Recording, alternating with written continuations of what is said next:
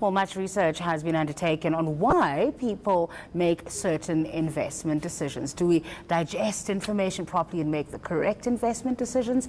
If not, why not? Well, advisory partner at Citadel, Christelle Louw, joins us for more on that one. Christelle, thanks so much for your time today. So this relates to behavioral finance, right? Correct. What is that? That is actually the filters you use when you make investment decisions. You know, how you take your investment decisions, what has actually affected that? You know, what has created that filter? It may have been experiences that you've had or material that you're reading. Okay, also our biases, I suppose. Absolutely. And what people around us are saying as That's well. right, and I mean, that is the filters that I'm referring to. For instance, experiences that you've had. We've had clients that we advise, and then they've got certain biases to exposing themselves to market risk. Yeah. And that comes from experience where they were working in a bank. And in 2008, 2009, they saw the crises. And because of that, they've got a complete bias towards taking that risk. Okay. And we call that anchoring bias. Okay. Whereby they anchor in certain experience that they've had. Okay. And then have a resistance to actually entering into a scenario where they get exposed to that type of risk. And another one is confirmation bias. Tell us about that. That's very interesting. Confirmation bias is once you've taken an investment decision. For instance, you've decided to invest in the euro, or let's say the dollar rand exposure, have investment exposure, and suddenly the rand is now strengthening. So it goes against your thinking that the rand's going to weaken all along. And now you're looking for information that's going to support that. Okay. So you're looking for confirmations, any snippets of information. The danger with that, of course, is that you're anchoring on a certain view that you have.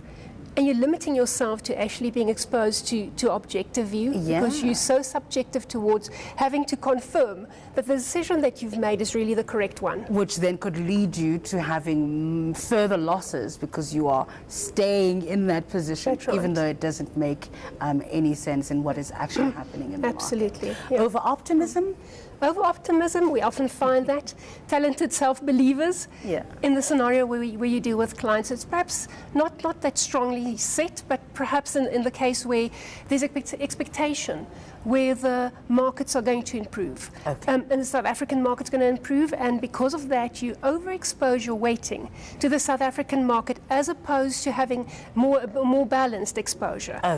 And that is the overconfidence, because you're so convinced that this is the scenario that's going to plan out, that you don't build any other scenarios around that. And that can lead to very dangerous losses. Absolutely. Because of the overexposure, and also the fact that you stay in the market then for much longer than what is actually typically needed. And you also don't diversify because you so believe that particular narrative that you'll stick with.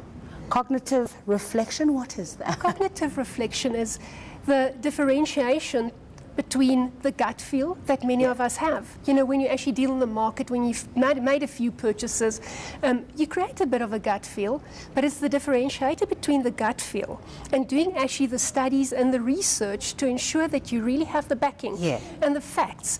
It's perhaps for the individual that's a little bit more patient, the individual that's prepared to go that extra mile. But once you have that information, it's how you use that. And the interesting thing about that, Ziki, is that people that actually have that bias is often quite willing to take risk, but very, very reluctant to take any losses. So what I'm saying is you do the research and you enter into an investment decision and have investment exposure. But at some point when you suffer some losses, you're very uncomfortable about that.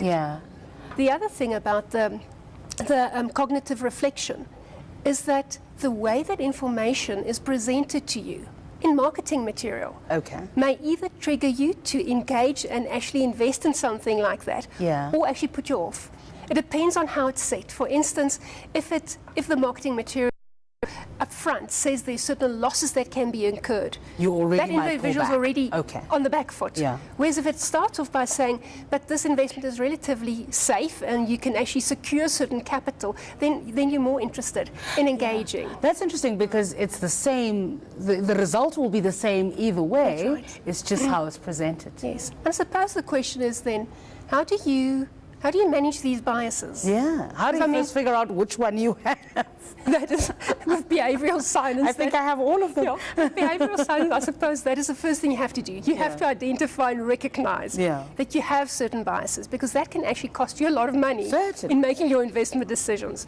So identify what biases you have, and if you don't know, I think the best way to go ahead is to deal with the investment professional, to get objective advice.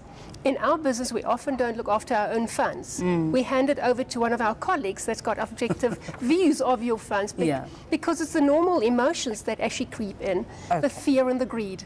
And it's your money. It's your money. We'll leave it there. Thanks for your time. Thanks. Today, advisory partner at Citadel, Christelle Louw.